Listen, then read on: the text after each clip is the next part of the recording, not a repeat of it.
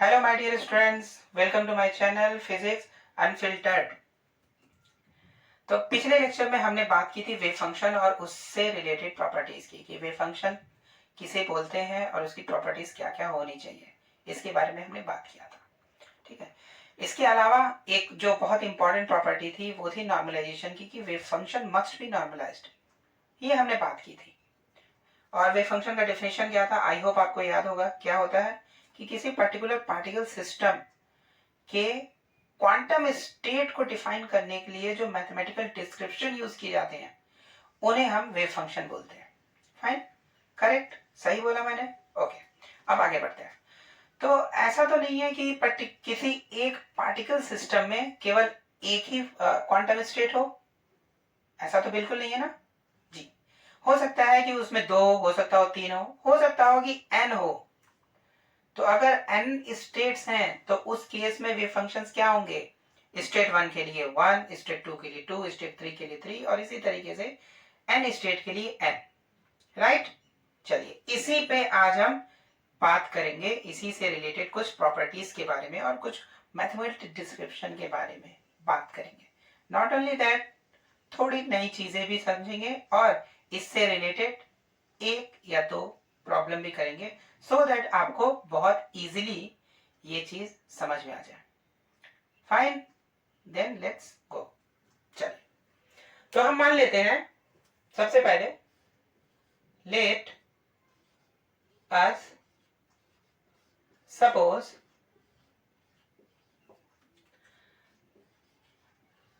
There are n quantum states in a particle system. तो किसी particle system में n quantum states हैं, तो उनके लिए वे फंक्शंस क्या हो जाएंगे, psi 1, psi 2, psi 3 and psi n are the wave functions representing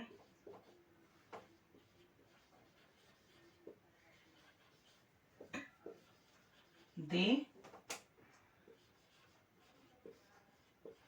respective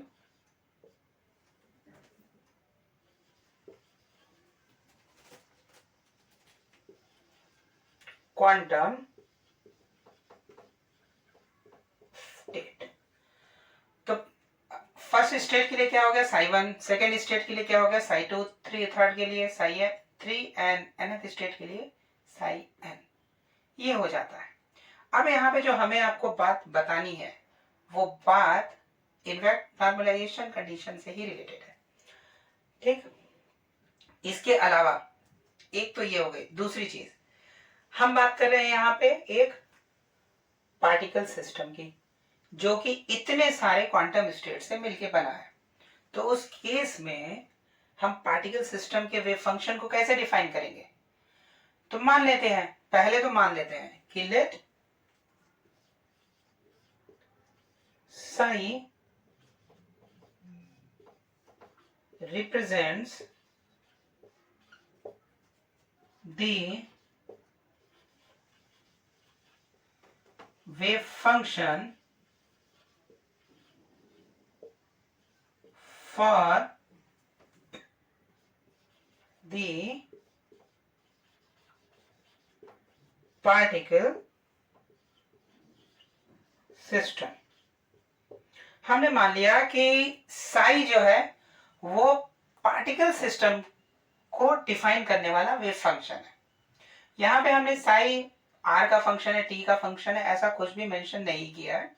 हम मान रहे हैं कि ये दोनों का फंक्शन हो सकता है या किसी एक का भी फंक्शन हो सकता है, ऐसा हमने मेंशन नहीं किया, मान लिया है कि है वेव फंक्शन है। कैसा वेव फंक्शन है वो क्वेश्चन पे डिपेंड करता है। तो उस केस में इस वेव फंक्शन यानी इस साई को जो पार्टिकल सिस्टम के वेव फंक्शन को डिफाइन कर रहा है, पार्टिकल सिस्टम को डिफाइन कर रहा है, उसे हम इनके टर्म में कैसे लिख सकते हैं, ये चीज। तो हमें क्या करना है, कुछ नहीं, ज्यादा नहीं करना है कुछ। Psi is equal to psi 1 plus psi 2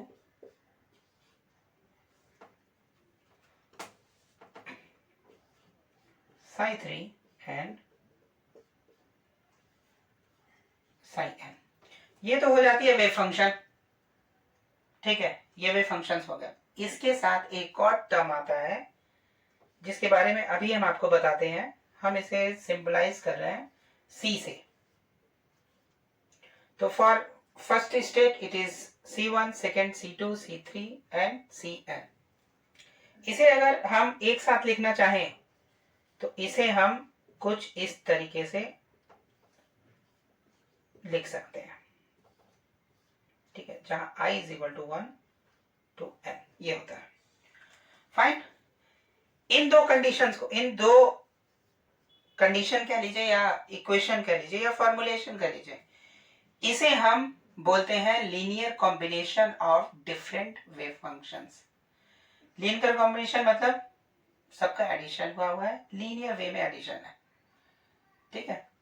और ये स्टेट 1 के लिए, ये स्टेट 2, स्टेट 3, स्टेट n, इनको सबको मिला के जो टोटल वेव फंक्शन बनता है वो रिप्रेजेंट करता है पार्टिकल सिस्टम के वेव फंक्शन को, और इसे ही बोलते हैं हम linear combination of different wave functions. यही आज का टॉपिक था कि वेव फंक्शन के लीनियर कॉम्बिनेशन क्या होती है, कैसे समझते हैं। तो इस तरीके से हम डिफाइन करते हैं linear combination of wave function को, जो एक नई वेव फंक्शन को डिफाइन करता है। क्लियर? ओके। यहाँ पे साई आई तो आपको पता है, साई आई मतलब ith स्टेट का wave function. What about C आई? तो सी आई का स्क्वायर, सी आई का स्क्वायर डिफाइन करता है प्रोबेबिलिटी को। प्रोबेबिलिटी किस चीज की? Probability of finding the particle in that particular state. यानी C1 स्क्वायर करेंगे हम तो फर्स्ट स्टेट में पार्टिकल की प्रोबेबिलिटी क्या होगी, C2 स्क्वायर करेंगे तो सेकेंड स्टेट में पार्टिकल की प्रोबेबिलिटी क्या होगी, इसी तरीके से C3 थर्ड स्टेट में, और Cn nth स्टेट में। तो पार्टिकल कहीं ना कहीं उस स्टेट में होगा, हो सकता है फर्स्ट में ना हो, सेकेंड में हो, थर्ड में हो, फोर्थ में हो, कहीं ना कहीं होगा। बट एज ए होल अगर हम समझें तो पार्टिकल जो है वो एक पर्टिकुलर सिस्टम में एग्जिस्ट करेगा। दैट मीन्स कि पर्टिकुलर सिस्टम में पार्टिकल की पाए जाने की जो संभावना है, जो प्रोबेबिलिटी है, वो 100% है। तो इसका मतलब क्या समझेंगे हम कि डिफरेंट डिफरेंट स्टेट्स की अगर प्रोबेबिलिटी को हम सम कर दें तो उसकी वैल्यू जो आनी चाहिए वो एक्चुअल में 1 आनी चाहिए, ठीक है। क्यों आनी चाहिए? क्योंकि सी आई स्क्वायर जो है वो ith स्टेट की प्रोबेबिलिटी को डिफाइन करता है। हो सकता है पार्टिकल जो फर्स्ट स्टेट में ना हो, सेकेंड स्टेट में हो, सेकेंड में है तो थर्ड फोर्थ फाइव किसी में नहीं होगा, तो उस केस में C2 स्क्वायर की कुछ वैल्यू मिल जाएगी, ठीक है। इसी तरीके से और भी कर सकते हैं। तो सबका समेशन मतलब C1 square plus C2 square plus C3 square plus Cn square, that will be 1। 1 क्यों है? 1 का मतलब है 100%। दैट मीन्स कि पार्टिकल जो है किसी पर्टिकुलर सिस्टम में, जो पार्टिकल सिस्टम है उसमें कहीं ना कहीं है, बट कहां है वो डिफाइन करता है इस C का स्क्वायर, वो बताता है। हो सकता है यहाँ पे C1 स्क्वायर जो 1/2 आ जाए, यहाँ पे हो सकता है 1/3 आ जाए, यहाँ 1/4 आ जाए। तो उस केस में प्रोबेबिलिटी सबसे ज्यादा कहाँ हो रही है? सबसे ज्यादा यहाँ हो रही है 50%। यहाँ कितना हो रहा है? 33%। और यहाँ कितना हो रहा है? 25%। इसी तरीके से चेंजेस आ जाएंगे। क्लियर? फाइन। तो ये था linear combination of wave function क्या होता है। अब आ जाते हैं दूसरी चीज पे। हमने नॉर्मलाइजेशन की डेफिनेशन पढ़ी वेव फंक्शन में पिछले लेक्चर में नॉर्मलाइजेशन का कि वेव फंक्शन नॉर्मलाइज्ड किसे बोलते हैं। तो अगर ये डिफाइन करें summation of c i square is equal to 1, that means wave function normalised है। क्यों? क्योंकि probability of finding the particle is 1 यानी 100%, तो वेव फंक्शन नॉर्मलाइज्ड है। तो इसको अगर हमने फाइंड आउट कर लिया तो हमें पता चल जाएगा कि वेव फंक्शन नॉर्मलाइज है या नहीं है। ठीक, अब हम बात कर रहे हैं इन स्टेट्स की, इन वेव फंक्शंस की, कि डिफरेंट वेव फंक्शंस में एक दूसरे से क्या रिलेशंस होते हैं, क्या प्रॉपर्टी डिफाइन करती है। हमने ये पढ़ा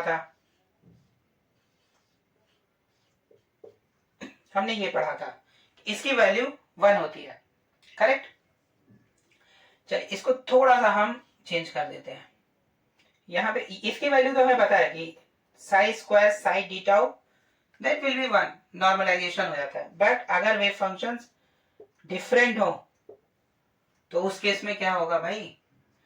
तो उस केस में हम इसे थोड़ा सा चेंज करते हैं, ये डिफाइन करते हैं delta function. Delta function define करता है साई आई स्टार साई जे को, ये वैल्यू को। इसकी वैल्यू 1 हो सकती है एंड 0 भी हो सकती है। 1 कब होगी ये हमें पता है। 1 कब होगी? जब वेव फंक्शंस दोनों सेम होंगे, मतलब आई और जे दोनों सेम होंगे, तो उस केस में इसकी वैल्यू 1 हो जाएगी, यानी प्रोबेबिलिटी 1 हो जाएगी 100%। और 0 कब होगी? जब आई और जे दोनों सेम नहीं होंगे। तो केवल और केवल जब आई इक्वल टू जे होगा उस केस में वेव फंक्शन, मतलब प्रोबेबिलिटी, वेव फंक्शन की मल्टीप्लिकेशन यानी साई स्टार साई, इसकी वैल्यू 1 होगी। अगर आई और जे डिफरेंट वेव फंक्शंस हैं तो उस केस में 0 होगा। अब थोड़ा सा इसको डिफरेंट वे में समझ सकते हैं। मान लीजिए साई 1 है एंड साई 2 है, इसके स्क्वायर की बात कर रहे हैं, तो ये साई 1 स्टार ये साई 2, तो इस केस में वेव फंक्शन की वैल्यू क्या आएगी? I not equal to j, that means 0। ठीक है, 1 वाले को तो पता है कि क्या बोलते हैं हम, नॉर्मलाइज्ड बोलते हैं कि वेव फंक्शन नॉर्मलाइज्ड है। 0 अगर आ गया तो क्या बोलते हैं? 0 आ जाए तो बोला जाता है कि वेव फंक्शन ऑर्थोगोनल है।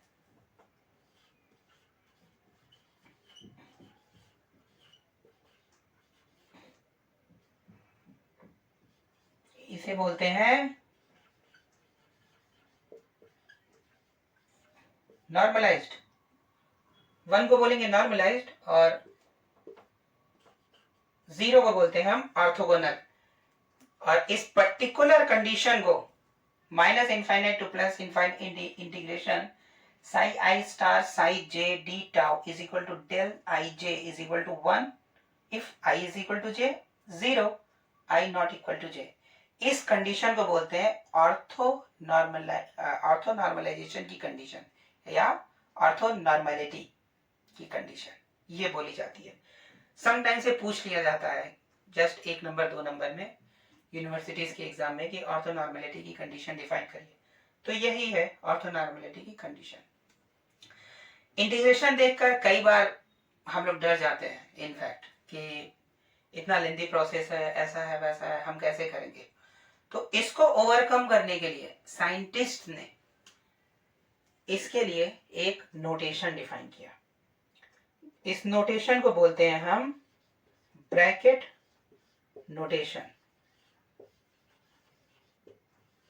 ब्रैकेट नोटेशन बोलते हैं। ब्रैकेट नोटेशन में क्या है? नॉर्मल अगर साई है तो उसे हम इस सिंबल से रिप्रेजेंट करते हैं, और अगर साई स्टार है तो उसे हम इस सिंबल से रिप्रेजेंट करते हैं। इसका कॉम्प्लेक्स कॉन्जुगेट, इसका कॉम्प्लेक्स कॉन्जुगेट, इसको बोलते हैं केट साई, और इसको बोलते हैं ब्रा साई। ठीक है, तो इन दोनों को मिला के ही ये सिंबल का नाम पड़ा है ब्रैकेट नोटेशन। तो जब भी हम उसके बाद इंटीग्रेशन में यहां पे लिखना चाहें, इसी इंटीग्रेशन को हम कैसे मेंशन कर सकते हैं, तो यहां पे लिखते हैं, ये कंडीशन कुछ इस तरीके से डिफाइन हो जाती है। यहां पे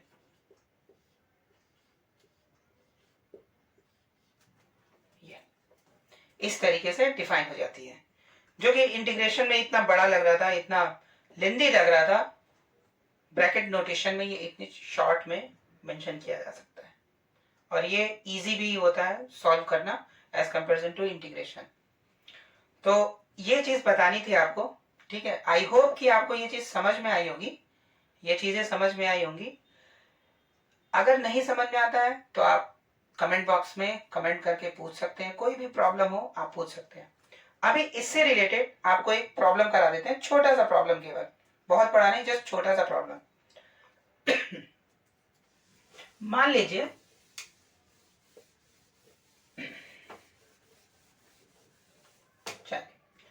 हमने डिफाइन किया psi x is equal to 1/2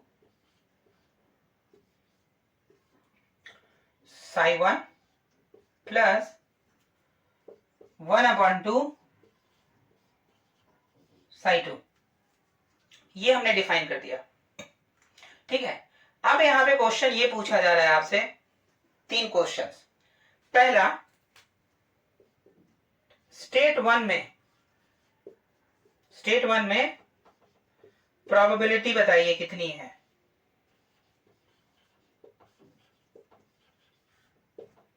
दूसरा, स्टेट 2 में बताइए प्रोबेबिलिटी कितनी है। और तीसरा, वे फंक्शन नॉर्मलाइज्ड है कि नहीं।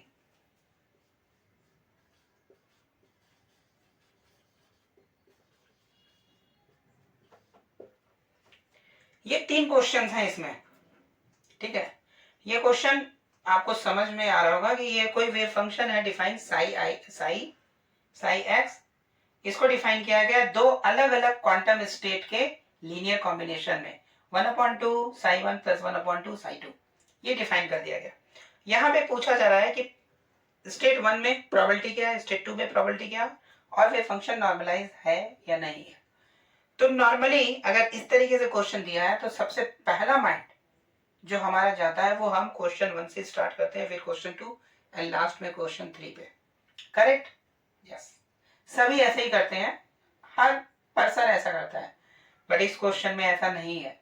हमारा कोई भी वेव फंक्शन दिया हो, any kind of wave function, सबसे पहले हमें ये फाइंड आउट करना है कि वेव फंक्शन नॉर्मलाइज्ड है या नहीं है, उसके बाद हम प्रोबेबिलिटी फाइंड आउट करते हैं, ठीक है। तो सबसे पहले हम पता करेंगे कि वेव फंक्शन नॉर्मलाइज है या नहीं है। नॉर्मलाइज कैसे पता करेंगे हम, तो चलिए देख लेते हैं। नॉर्मलाइजेशन के लिए हमने क्या बोला था, summation i c i square is equal to 1 होना चाहिए, राइट। तो इसका मतलब क्या है, C1 square plus C2 square, ठीक है। ये कितना है, C1 कितना है 1/2, तो ये हो गया 1/4। ये कितना है 1/4, टोटल मिला के कितना हो जाता है 1/2। यानी ये वेव फंक्शन नॉर्मलाइज नहीं है, ये वेव फंक्शन नॉर्मलाइज नहीं है। ये वैल्यू आ रही है 1/2, 1 नहीं आ रहा है। तो हम क्या करें कि ये 1 आ जाए, इसकी वैल्यू 1 आ जाए। हम क्या करें, तो हमें कुछ नहीं करना है, जस्ट इसमें अगर हम 2 से मल्टीप्लाई कर दें तो इसकी वैल्यू 1 आ जाएगी। फाइन, आएगी जी। तो 1 आने के बाद हम बोल सकते हैं कि नॉर्मलाइज्ड है, राइट। तो उस केस में ये 2 को हम बोलते हैं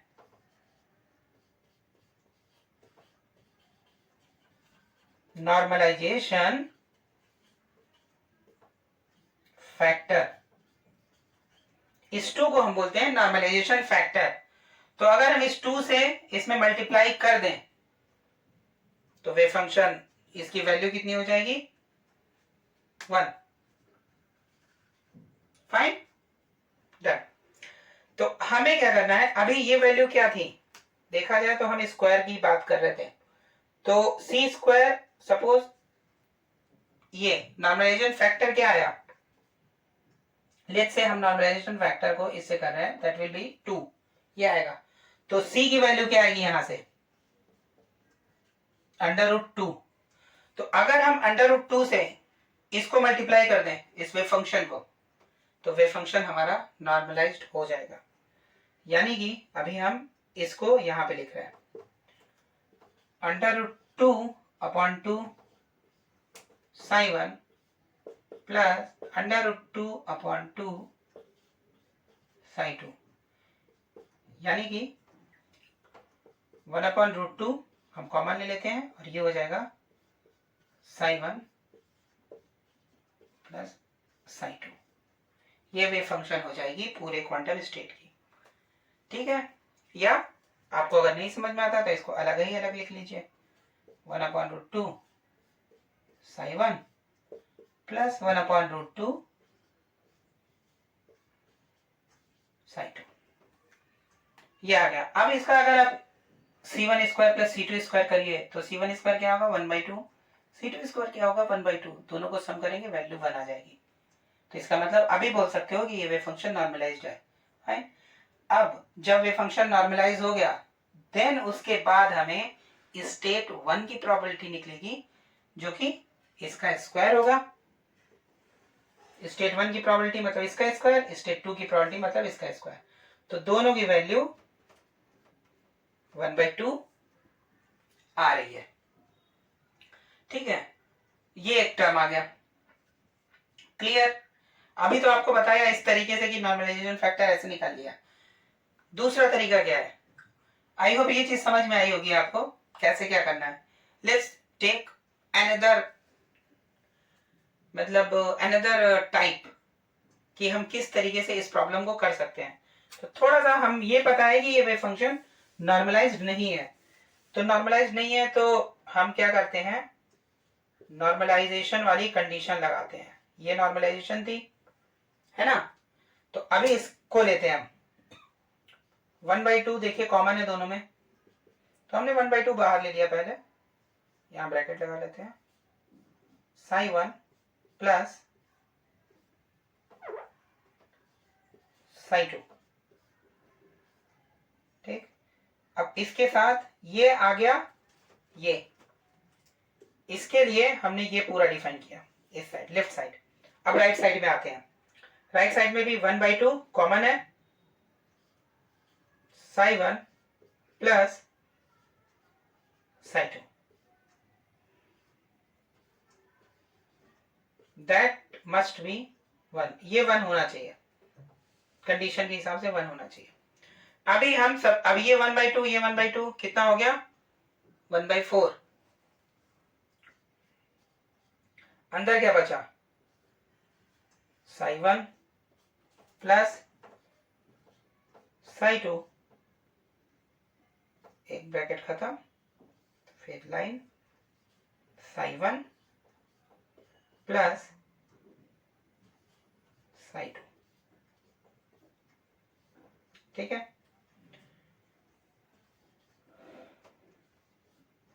अब इसका अलग अलग मल्टीप्लिकेशन करेंगे।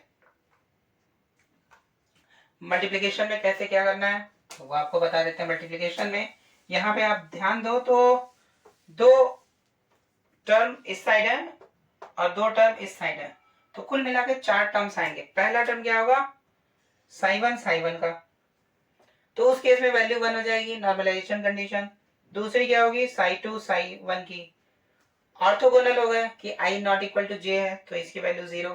तीसरी क्या होगी साई 1, तो ये i ये j दोनों नॉट इक्वल 0, फिर साई 2 एंड साई 2, तो यहां पे आ जाएगा 1। तो हमें दो टर्म मिलेंगे ब्रैकेट के अंदर 1 प्लस 1, यानी कि वैल्यू आ गई 1/2, जो कि एक्चुअल में आना चाहिए था 1। तो हमने जो निकाला था ये क्या डिफाइन कर रहा है, ये जो टर्म है ये पूरा, ये क्या डिफाइन कर रहा है, ये एक्चुअल में डिफाइन कर रहा है इसके स्क्वायर को, ci स्क्वायर डिफाइन कर रहा है ये पूरा टर्म। तो वैल्यू 1/2 आ गई, यानी कि नॉर्मलाइज्ड नहीं है। तो इसका उल्टा कर दीजिए, इसका उल्टा करेंगे तो आपको मिलेगा 2 हो जाएगा इस कंडीशन में नॉर्मलाइजेशन फैक्टर, जिसको यूज करके हमने आगे का प्रॉब्लम सॉल्व किया था। तो इसको फाइंड आउट करने का दो तरीका है, एक हो गया सीधे समेशन ci करके, और दूसरा जो नॉर्मली यूज करते हैं, क्योंकि हर वे फंक्शन इस तरीके से नहीं दिया होता, नॉर्मली यूज करते हैं हम इसको। इससे कैसे करते हैं, इस तरीके से। ठीक, आई होप कि आपको समझ में आया होगा। अगर ठीक है, एक्सपेक्टेशन यही है कि आपको समझ में आया होगा। अगर नहीं समझ में आया तो प्लीज आप कमेंट बॉक्स में पूछ लीजिए क्या समझ में नहीं आया, ठीक। एंड आज इनफैक्ट हमने सीखा क्या है, पहले ये जान लेते हैं। आज हमने क्या सीखा कि वेव फंक्शन है, वेव फंक्शन के डिफरेंट अगर लीनियर कॉम्बिनेशन है तो वो एक पर्टिकुलर पार्टिकल सिस्टम के टोटल वेव फंक्शन को डिफाइन करता है, जिसे हमने कुछ इस तरीके से डिफाइन किया था, जस्ट अभी पीछे हमने पढ़ा। उसके साथ ही हमने प्रोबेबिलिटी फाइंड आउट की कि हर स्टेट की प्रोबेबिलिटी कितनी होगी, पार्टिकल की कितनी होगी वो। इसके अलावा ऑर्थो नॉर्मलिटी की कंडीशन समझी कि हो सकता है कि आई इज इक्वल, मतलब जो नॉर्मलाइजेशन की कंडीशन थी साई स्टार साई, वो 1 होता है नॉर्मलाइजेशन में, बट अगर 0 है तो उस केस में हम क्या बोलेंगे, उस केस में हम बोलेंगे ऑर्थोगोनल है। तो दोनों को कंबाइंड वे में जब हम लिखते हैं तो उसको ऑर्थो नॉर्मलिटी की कंडीशन बोलते हैं। वो हो गया। उससे रिलेटेड हमने एक प्रॉब्लम किया, ठीक है। तो आज बस इसके बारे में इतना ही बताना था। वे फंक्शन यहाँ पे आई होप कि आपको समझ में आ गया होगा अभी तक। अगले लेक्चर में हम चलेंगे ऑपरेटर के ऊपर। टिल देन अपना ख्याल रखिए, अच्छे से पढ़ाई करिए, और अगर आपको समझ में कहीं पे भी कुछ भी नहीं आ रहा है तो आप कमेंट बॉक्स में कमेंट कर सकते हैं, पूछ सकते हैं। एंड अगर आपने चैनल को सब्सक्राइब नहीं किया है तो प्लीज फटाफट चैनल को सब्सक्राइब करिए एंड बेल आइकन को प्रेस कर लीजिए, सो दैट आपको हर वीडियो की इंफॉर्मेशन नोटिफिकेशन आती रहे, ठीक है। चलिए then, okay fine, have a good day and take care. Thank you very much.